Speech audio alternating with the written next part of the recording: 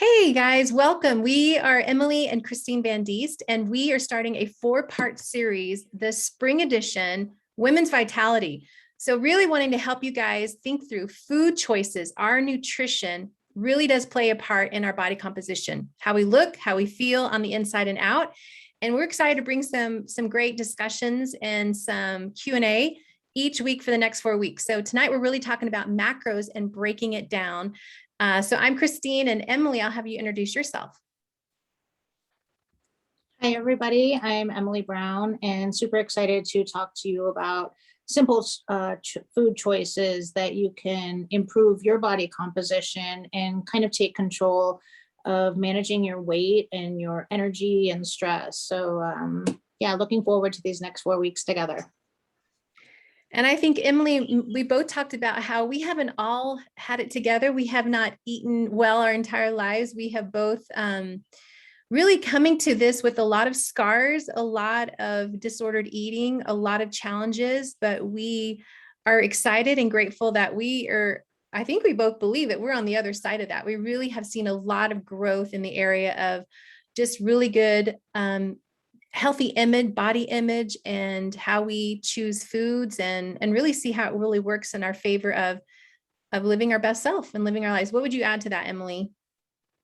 Yeah, I think, I think it's been an ongoing life journey for sure, and something that I still am very aware of today with my food choices. And that's why I love sharing this information with people so that, it's something that we do get to choose every day of how we feel. And yeah, like you said, we're on the other side of it. And it's something that I did struggle with for many, many, many years, from adolescent and young adulthood and into my late 20s and 30s. And so I think the more we get to talk about it and the more awareness we bring to it, that we can really take control of our health and our happiness and well-being. Mm-hmm. Well said. I love that. Well, looking at this macros and how they affect us, I'll start off, and Emily and I are going to basically share on each slide more or less. But the science, macronutrients, I think a lot of times I didn't learn about macros honestly until I got into CrossFit. Like I really don't think I learned and knew what macronutrients were. And they are essential. What our body uses the largest amounts for bodily functions like producing energy, building muscle, providing structure to our cells. And the basic 3 that you'll hear is protein, carbs, and fats. And so what I love when people come to us with like, okay, I'm really struggling in what to eat. I don't know what to eat. Those are some of the common questions. Sometimes it'll be, what are your goals? What are your fitness goals, your nutrition goals, your weight loss goals? Because in the realm of what we eat, is it because we want to lose weight, we want to maintain, or we want to build muscle? And so I've had different goals in the last 10 years based on where was I wanting to build muscle, was I wanting to lean up, and for many of our clients to lose weight. So a lot of those questions will stem from maybe we're not eating enough, or what should I eat? And so, Emily, what would you say to that? Because I think these are some common questions we hear just starting out on tonight's call. Yeah, I mean, just to piggyback on that, and then I think as we dive into each of the macros, we get to understand a little bit more. But I think over the past 5-ish, 10-ish years, you hear a lot about, oh, I'm tracking macros, or what are your macros? And it's kind of been a transition from people talking about calories. Instead of being like a calorie counter, you're tracking macros. But I think we've used that word without understanding that they are they're nutrients. There actually are the nutrients that do what you were just saying. They produce the energy, they build the muscle, and they provide the structure for our body. They help our brain work. Like our body is depending upon these macros to function. So they're not just, I think we get caught up in all of this diet culture and just wanting to manage our weight and talking about like calories or lack of food or this kind of food or whatever. And we miss the whole point that they're nutrients that are fueling our body. And yeah, and everybody has different goals with those. So yeah. Let's start with you. Why don't we break down carbohydrates? Okay, so carbohydrates, and just to let you know, everybody, so we kind of try to make these slides a little bit of like science and understanding. So, the science of a carbohydrate is that, a carbohydrate, and we'll talk about what carbohydrates are, but, think of bread and rice and vegetables and fruits and muffins and tortillas and cakes and cookies and all of these things that we know as carbs. When we eat those, our body breaks them down into sugar, into glucose, and that is what our body uses for energy. And then whatever it's not using right then and there, the rest of it is stored as glycogen, which is just another form of glucose that's stored into our muscles and our liver. So our body needs the glucose, that sugar, is what our body uses as gas. Like it's our energy source. The glucose is the preferred source of energy by our body and our brain, like as the preferred source, it's our number one choice. If our brain had anything to choose, it wants glucose. And so it is during most exercises, especially high intensity exercises, that is the primary fuel, is that we're using that sugar from our foods, from the carbohydrates that we're eating, that our body has broken down into sugar. We're using that to fuel our exercise. And then that's also, helps with post-recovery muscle building and stuff like that. And then so we just have on each of these slides too, for what each of the macronutrients, the calories that they provide per gram, just so we can start to get a little bit of understanding. And then the recommended intake, we have here listed the DGA is the daily guidelines for Americans. It's a professional board that sends out all of the requirements and recommendations for all nutrients. So they say that 45 to 65% of our daily calories should come from carbohydrates. So that is probably what the normal average American does get. Christine and I were talking, it's probably a little bit high if you're targeting improved body composition and weight management. Typically we see a little bit lower when we're trying to improve body composition. Christine, what do you?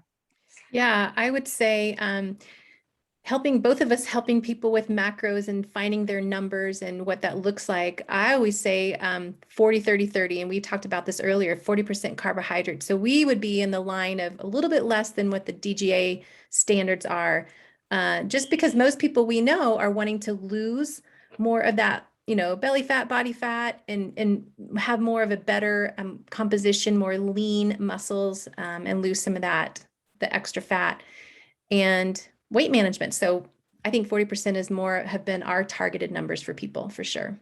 And I think is what that does too on the other side is that taking it down to 40% allows more percentage for protein, which because of the DGA, it really doesn't offer very much protein. So, but yeah, so, everybody has a different intake amount. And so we can talk about that with everybody's individual goals. For sure. A couple, we were thinking, some of the myths that people come up with, or the common talk that you hear about carbs are, that carbs make you gain weight, that low carb equals weight loss. And then all of the sugar-free products and the carb-free products. You hear a lot about gluten being bad or unhealthy. Whether you're celiac or have just an intolerance, everything is gluten-free these days. They market gluten-free items that would never even have gluten in them, like fruits and things. Cutting carbs. People think that they will automatically burn more fat. and that all carbs are created equal. You know, people don't have an understanding of what, you know, like an apple, how it would differ from, you know, a piece of whole grain bread versus a donut or a muffin. Mm-hmm. And then, of course, the ever elusive keto diet. Mm-hmm. So we definitely take a picture of this. If you guys want to talk more on that, because we want to honor your time, we could go on to all these and speak for hours on end, but some good myths out there. So Emily alluded to protein. So protein, basically, science-wise, it is the basic building block of every cell. And protein has about 20 essential amino acids, but 9 of them are essential, meaning that our bodies cannot make those amino acids, that we must get them from food. And so having protein in your diet is truly essential. And so the functions in the body, that it's creating new proteins to build, repair tissues and muscles. It provides a structure to cell membranes and organs within the body. It creates enzymes and hormones. It produces hormones. So imagine if, you know, I think for me, where I'm at right now, I realize that as we age, we lose muscle mass. And as we age, I need more protein to move my metabolism because I just don't, it requires more of me. But as we age, it's also, we're eating less of the things that are important. And so I would say probably the biggest thing that, you know, Emily and I see is most women are not getting enough protein, hands down. That when we have people log their food and we get an idea what they're getting into their diet on a daily basis, they're way more higher in carbohydrates and fats and a lot lower in protein. So calories per gram is 4, just like carbs. And then the intake recommended by the DGA is 0.8 to 1 gram per 1 kilogram of body weight. And we've realized for us, you know, Emily and I, we lift weights, we do CrossFit, we strength train.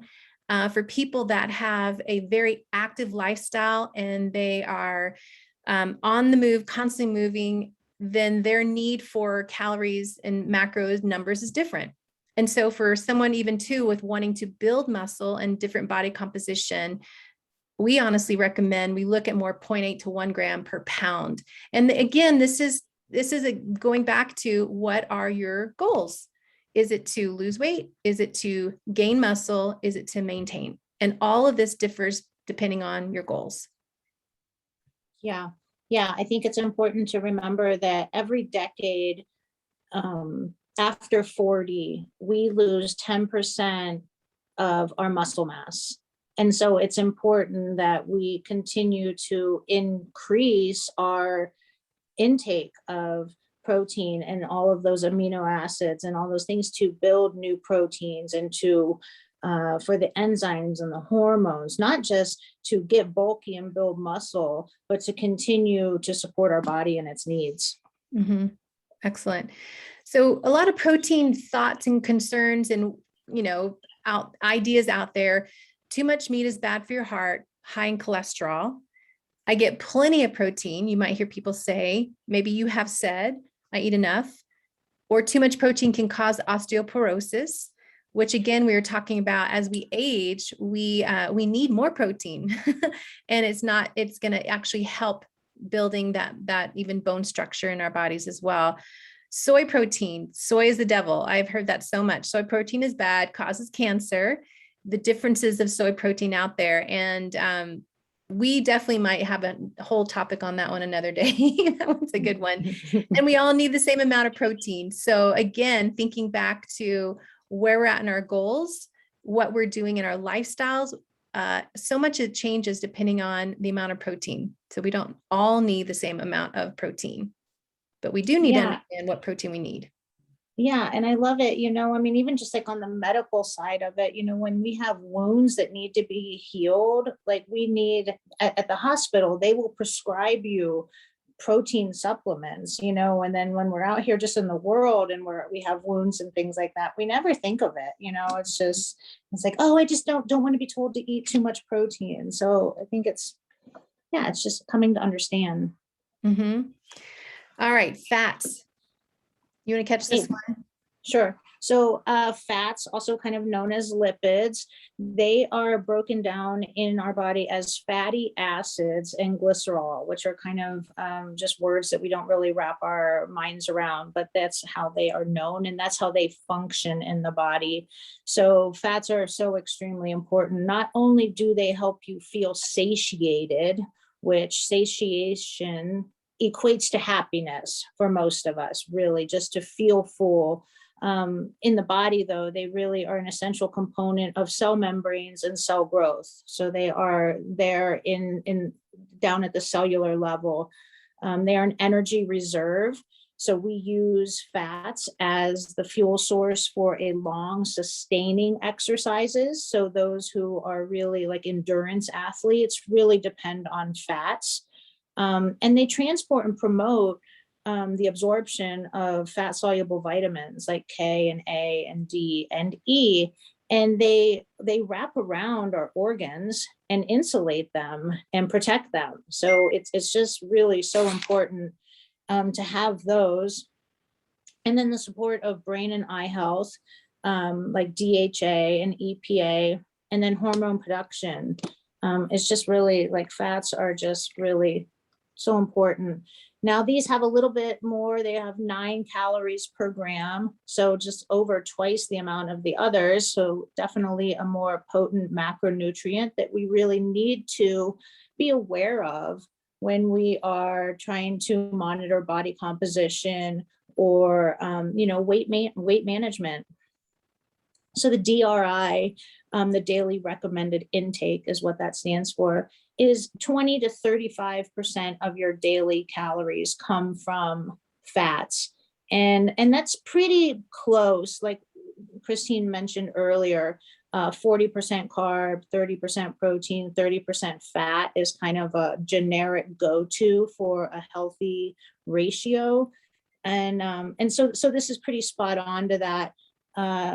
Did you want to mention something about like the hormone health? Yeah, I that's something too that you don't want to get below 20% of fat. So someone that has a very low fat diet, it will definitely affect your hormones. And even for women in that menstruation cycle, when we're too low calories, too low carbs, too low fats, it does, our bodies are not, our hormones are not functioning like they should. So it's important that we just keep those fats. And we'll go right into, to me, it goes right into the debunking the fat myths. I think we hear so many of these, that eating before bed will make me fat, eating healthy is expensive. These are some either other diet culture myths.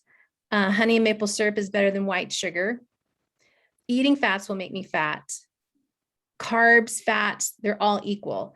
And that's something that we could also talk about another time, is there's different kinds of fats, right? And whether we talked about just like in the carbs, like processed versus whole foods, that there are some fats that are not that good for us, truly processed, the ones that are man-made, saturated, we need in limited quantities, but some of the ones that are super healthy for us that really help with our hormones and our body, the monounsaturated, polyunsaturated, which are like omega-3s, our bodies cannot make them. Those are essential. Calories versus counting macros we talked about. That's kind of a diet culture that we're learning to debunk, and really understanding the value of understanding macronutrients, what our bodies need. And just that there are no bad foods. What would you add to this, Emily, or comment on? Yeah, well, I love everybody has the foods that they've grown up thinking that they can't eat, like, oh, well, I don't eat pizza, or I can't have fried chicken, or I can't, have this or this or that. And I have it too, I mean, I've grown up with certain things. I'm like, oh, can't go there. And really, there are no bad foods. Everything is okay in moderation. The piece of pizza in itself is not, he didn't do anything, the fried chicken, it's okay. We eat for more than just food. It's a cultural thing. We share love and communication, and there we come together socially over food. And so I think, really understanding that everything in moderation I know that, oftentimes you've been told, we were sharing that, oh, you must not eat desserts. And people always say to me, like, oh, well, I'm sure you don't eat sugar. And like, I do, I eat sugar. Sugar isn't bad. Sugar isn't the devil. I know, how much I have limited, amounts that I can do, eat and fit into my diet by understanding, with macronutrients. And the same goes on the other end of fats. I think that one really is, when Whole30 and all of these whole foods came in, everyone wants to eat, well, avocados, they're a great food, and nut butters and nuts, those are great foods, they're healthy fats, and they are, but in excess, they are also extremely high in fat, and nuts themselves are high in omega 6s. And so, understanding these things and where they fit into our daily, Tetris of goals is awesome. For sure. Well, this is something that I will post in our Facebook group if you're a part of, but even I had this slide counting macros versus counting calories. And so really understanding in macros, you're going to have more of a control of your appetite. You're aware of the quality of the food that you eat. You can build and maintain muscle, lose body fat more quickly with a proper macronutrient ratio.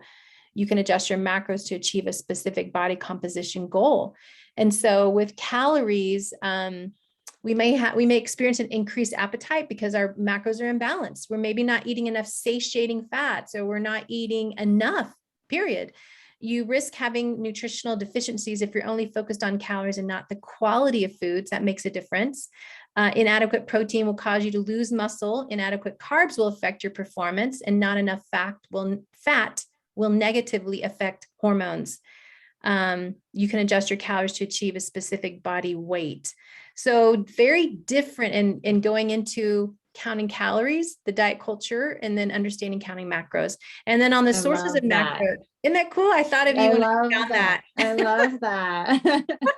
So, and then the sources of macros, I found this one I really, really liked because there's an overlap. There are some carbohydrates that have protein in them, protein elements. So they're, the energy source that they are, but also they have proteins. And then you look in the red box, there's proteins that some proteins are higher fat content. They're not as lean. So the ones in the middle of the red are more the leaner proteins. And then you've got some more fat, good, healthy, but some fats in them.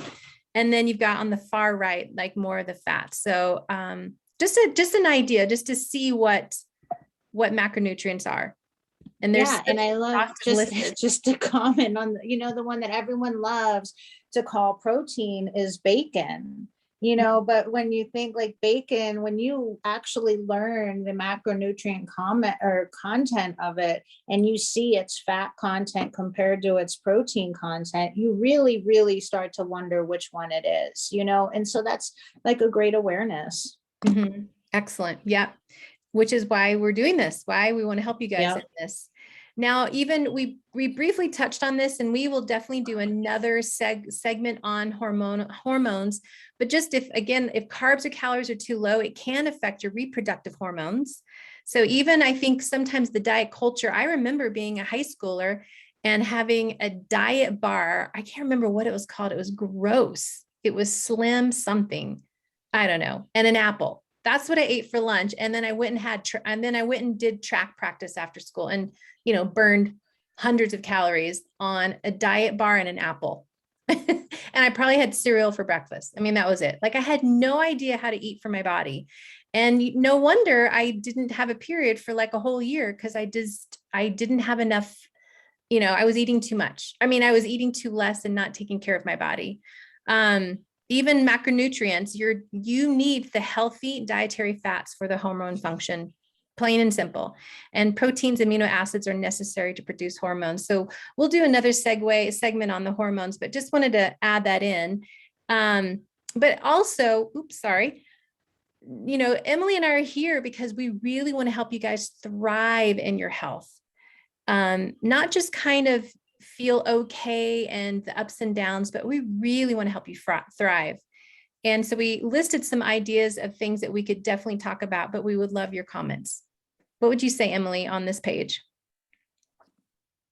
It would go on forever, but I really, I know that there's like the gut health. I love talking about fiber, and that really just starts talking about quality of foods, like really like getting to understand like how you can find quality foods that have all the nutrients that you need, that that also are really yummy. I think we get into the just I go to the restaurant and I order this meal and it comes with these things, so I eat them. But we don't really understand that they're serving you things because that's cheap. Like they're going to give you a giant plate of rice or bread or whatever it is, which, like we said, isn't a bad food. But I get to make the choice of how much I eat when I know what my body needs. And I can tell you 99% of the time, whatever they're serving is probably like 3 times more than what we need of some things, and not enough of the other. So we need to be able to take responsibility for our health. Yeah, I agree. Well, and I think the word that comes to mind is empowered. We want you to feel empowered, that you really know how to make a good plate. How, when you cook at home, what does a good, healthy plate balance look like for you? When you go out, what are you choosing to eat? When you're meal prepping, even the word meal prepping, do you even know what that looks like and how that can save you time and energy and really keep you on your health goals? And even this is Earth Day month in April, and understanding hormone disruptors, from personal care products to things that we have in our home that we spray and laundry and all that. This was a big game changer for me in understanding what gets into my system that can affect my hormones. And cleanse. We always love helping people jumpstart a cleanse in the sense of, what does that do to help me start eating healthy and whole foods and less processed food to really get maybe a healthy detox? Is it a good idea? What are healthy cleanses? I mean, I think that's a whole subject we'd love to tackle. And we both talked earlier about emotional eating and disordered eating. There's so much to that when we can be set free from that, we really can feel like we're in our stride of gaining really great healthy habits for a lifestyle. Yeah. And then lastly, we just want to wrap it up, and then we will post this in the Facebook group. But logging your food, I think one time, most people like, I don't know where to start, Christine or Emily, where do I start? And it's learning to know, what foods am I eating and how much of something am I eating? So I always tell people, whether it's MyFitnessPal or something, just to log your food. Don't need to worry about setting up, well, how many calories should I get in? Truly use it as, this is a way that I'm going to write down as specifically as I can. I had 1/4 cup of blueberries. I had 1 cup of oatmeal. I had a 1/4 cup of this, so that when you log it in, those fitness pals, like those free apps, will do the work for you and give you a pie chart and show you over the course of the day, you had X amount of calories. But truly, I love, it shows you had this much of carbohydrates, a pie chart, this much of fats and this much of protein. And that's what I love to walk people through, to realize, oh, I'm not eating enough protein. I'm eating way too much fats, or whatever that might be. So it's hard to change when you don't know what you're doing. So that's a great way to me, is log your food. What else would you say on this call to action page? Well, like, it'll be a whole class on itself, of course. But yeah, I think identifying where we are just putting things mindlessly into our mouth. We walk by a counter at work and there's a free cookie and somebody gave me this, and oh, this was free, and oh, this is here, and it didn't make it, my son didn't eat his last 2 chicken nuggets, so I bought them in my mouth, and the sugar that was in this. And I think becoming aware of what we are putting into our body, and then seeing what is inside of those things, and we really get to realize and become aware that many of those things have zero nutritious value. And so then we really need to pay attention to making choices where we do get the nutrients we need. Yeah. So, right. I mean, I think, yeah, that one, I think you can definitely do on your own to start, just becoming aware, but it does take working with somebody that understands, everybody's different needs. And we're here to help you with that. Mhm. Like we want to help you that this isn't something that you're just born knowing. Mhm. It's taken us many years and a lot of education and research and practice and working with other people that know more than us, to be able to pass this information on. This isn't something that, they teach in schools yet, unfortunately. Yeah. And I think we'll definitely hit on some self-care, the managing stress, the quality and quantity of sleep, essential cravings. Honestly, Emily and I have coached a lot of people through something called a Prove It Challenge cleanse. And if that's something you're curious about, reach out to us. But there's so many resources, but like Emily said, we are here to help you guys. So after you watch this video, let us know what stuck out for you. Let us know what you want to hear more of, and we're here to help. So we're grateful for your time. And I left you with this one and I'll put it in the Facebook group too, but we have a green smoothie, protein, healthy fat, fiber. And it's again, thinking about what we're putting into our bodies, protein, fiber, fats, when we're putting together even a simple meal like a shake, a protein shake, what can we do to really add some things that will make it a really great meal replacement, but also it's intentional of we're putting certain things in there to really support our hormones, healthy digestion, and blood sugar balance and hormones. So yeah, all that and above. So, Thank you guys. We're going to stop yeah. sharing and we will stop recording.